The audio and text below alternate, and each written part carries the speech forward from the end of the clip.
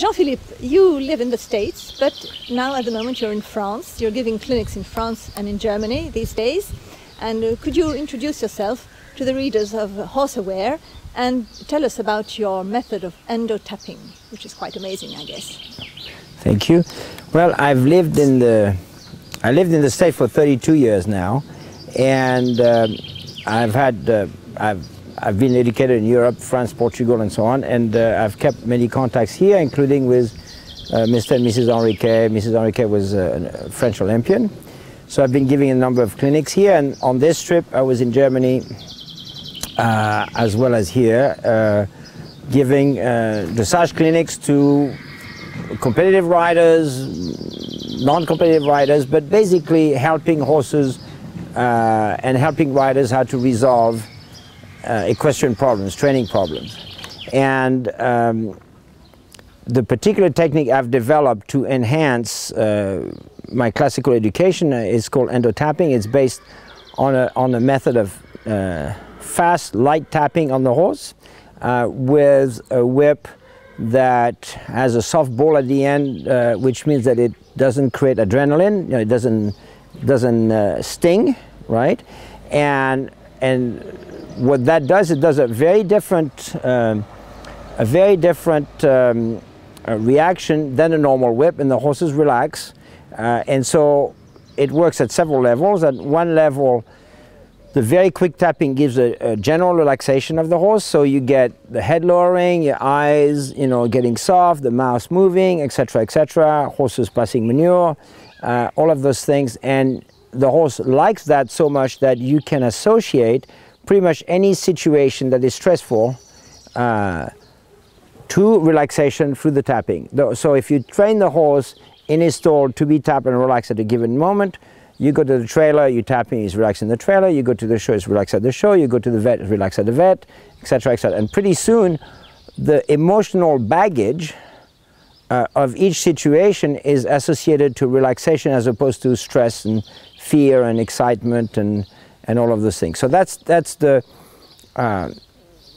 first basic effect. Anybody can do that, and it's very useful to make a lot of things easier, and horses really like it.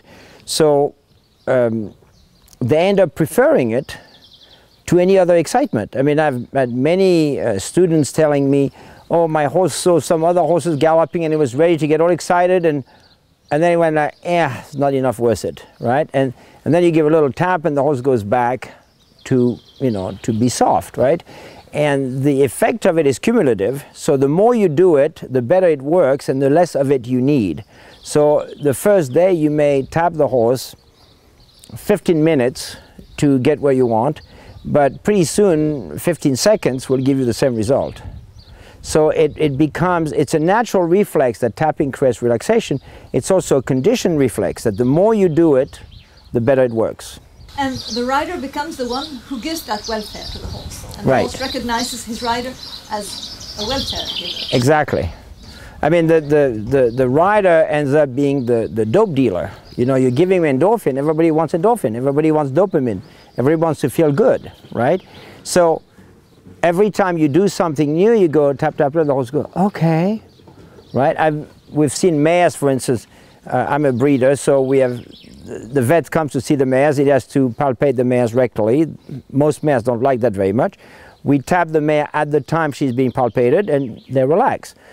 Same with dentists, same with injections, same with farriers, you know, same with transport, all of those kind of things. And pretty soon, that's the state of it.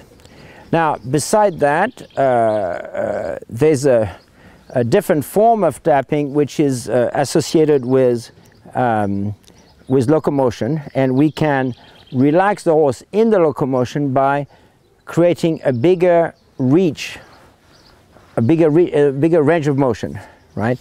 And so you work on that and you teach the horse to move their legs in every direction, relax their back at the same time, and you associate the general relaxation of the top line with the movement of the legs. And that will permit to teach the horse a better movement, a better work in the work in hand that then reflects on how they go on the saddle. When you're on the saddle, you can use the stick as a regular dressage whip, but in time, with the stride in more and more sophisticated manners, and get the horse to do all kind of better forms of movement with a lot less effort and conflicts. And the whole idea is to resolve conflict completely. I suppose the riders have to be of a good level to use that method. Not really. My biggest preoccupation when I started this and before I released it to the public is that there's a million training methods out there. Some can be used by very few people because they are difficult and dangerous, but effective. And some can be used by a lot of people, but not that many, right? I mean, everything has a downside. And what I found is that the tapping had practically no downside. Even if you miss the timing because you're not expert yet at seeing when you should touch the horse, nothing happens. You just miss. It's like a piano. The piano doesn't get mad at you because you play a bad note. It doesn't explode, right?